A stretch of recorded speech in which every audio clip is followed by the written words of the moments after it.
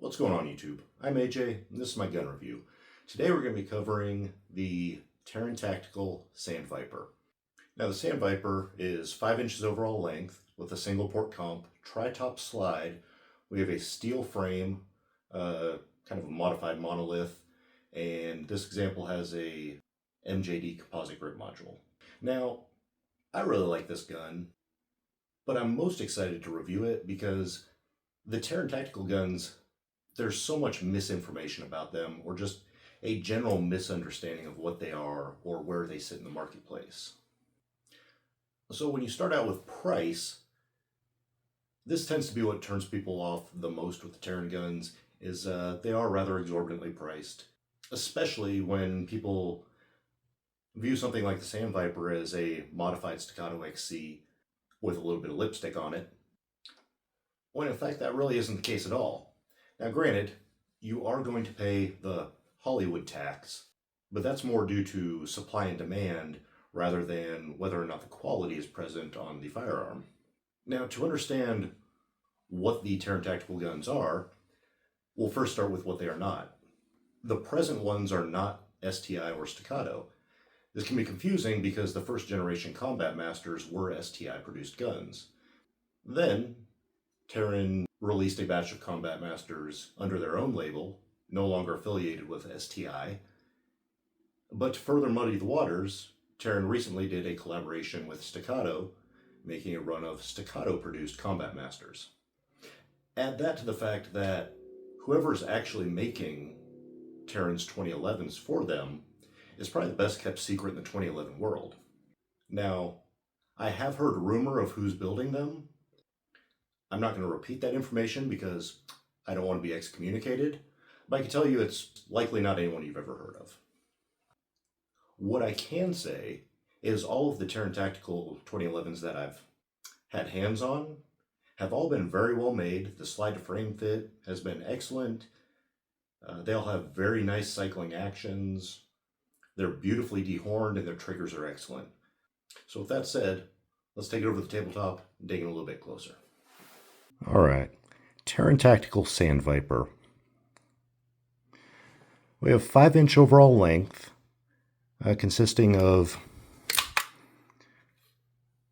a barrel with a cone compensator. Note it's a short cone, not the longer cones that the Marvel style builders use. Actually kind of similar to how the DSC comp is in my Prodigy. I'll note that this is the first difference between this gun and a Staccato XC, which uses a single piece barrel and compensator.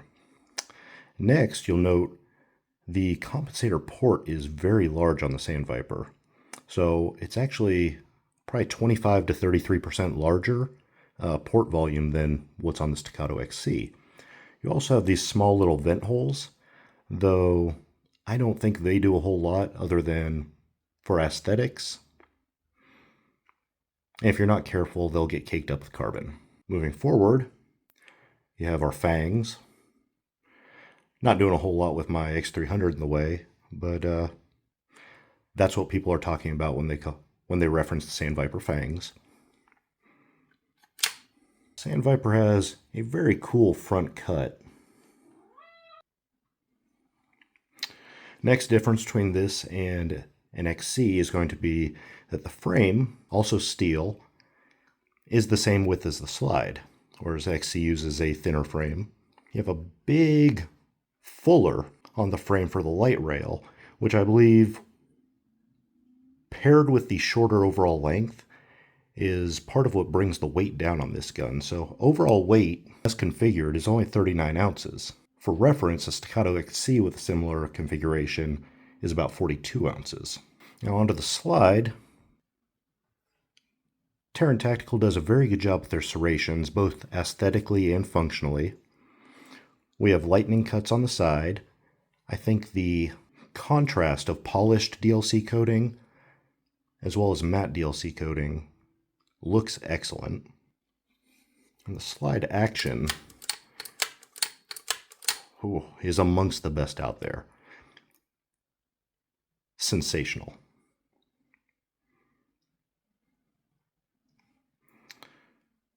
Slide to frame fit is perfect with no movement in any direction. There's not a Marvel disconnector cut present. They do it similar to Atlas, where they relieve the front of the stripper rail. There's no disconnector hang-up present either. Moving back to the optic, you can see that the optic is direct milled and the SRO is perfectly buried. There is no daylight to be found there, so it's as low as you can go. What is interesting is the slide must be a little bit thicker than normal to accommodate the SRO's mounting screws.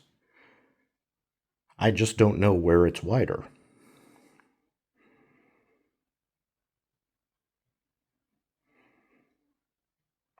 And if it is in fact wider, how they've managed it without adding any weight.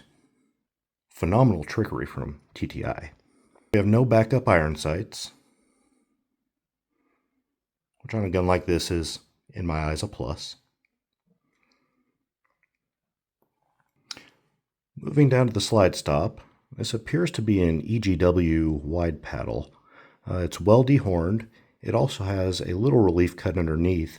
The paddle's large enough that's easy to activate with no issue. See, it's flattened on the other side, making for an attractive piece. Paddle works well. The thumb safety, I think, is a Wilson Ambi, though I'm not 100% certain. What I am certain of is it's one of the best dehorned pieces I've come across. There's no movement, and the action is perfect. I found this to be the case on everything from the early STI Combat Masters all the way to this most recent Sandviper. Taran Tactical absolutely nails thumb safety execution. Their grip safety is a unique piece. It has knuckle relief cuts similar to the old STIs. It's very aggressively dehorned, so there are no hot spots to be found back here. Perfectly blended with no spaces. See Nighthawk manage that. But it doesn't have a memory groove bump at the base. That said, I still didn't have any problems activating it. It's tuned beautifully. So, actually, several times while shooting it, I was thinking it had a pin grip safety due to my otherwise weird grips, and the gun's still working just fine. That roll mark is probably one of the coolest in the business. Moving on to the grip module, we have an MJD composite piece in a texture pattern made specifically for Taran Tactical. They do a low front cut. You have texture on the bottom of the trigger guard, a big chunky diamond pattern that provides excellent traction, and they use a steel checkered mainspring housing. So pair that with, this is going to be Taran Tactical's Carry Magwell, which reduces the profile a little bit over their normal one, but works excellent. I'll also note Taran Tactical's variant of the MJD grip module is hands down my favorite out-of-the-box MJD grip module. I think it's perfect. Moving up to the thumb safety, we have a drilled and tapped piece with a Dawson disc that's checkered. Again, this is one of my favorite configurations. It's easy to hit without being overly bearing. Sprung perfectly, and no grit or roughness in the action. Perfect execution. And then we get to the trigger.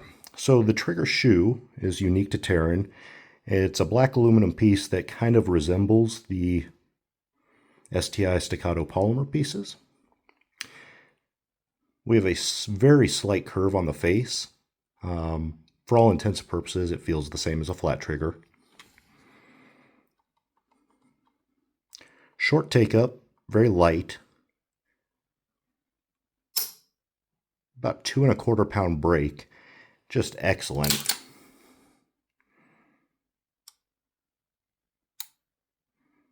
Direct reset, and just a perfect break. This is one of my favorite triggers. And again, something that just across the board, Taran Tactical nails. So that is Taran Tactical Sandviper. But does it shoot? Does John Wick shoot? My God, does it ever shoot.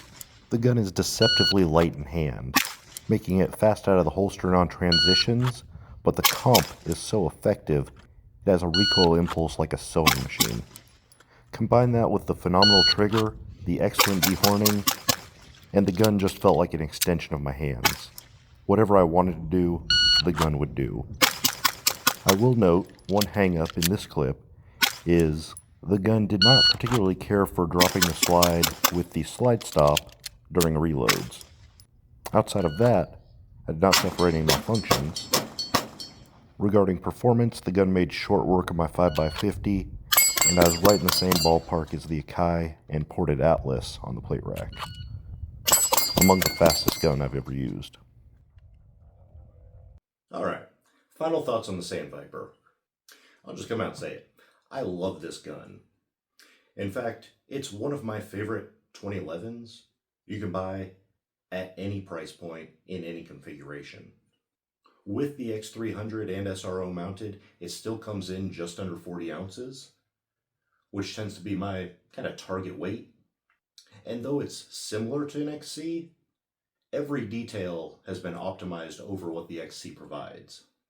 So it's a steady improvement over what's already one of my favorite guns. I think it looks the business. It definitely has that second kind of cool appeal. Having owned an Erebus and shot this gun against a TRS comp and an XC, this is the gun that best suits me. I know for some people the composite grip module is going to be a detractor. Personally, the composite grip module is a preference for me, though Taran also offers a Icarus Precision aluminum grip if that's more up your alley. Unquestionably, the price tag does hurt with this one, but I do think it's one of the best 2011s money can buy, and that's before you consider the John Wick factor. So, with that said, please like, comment, subscribe, and we'll see you next time.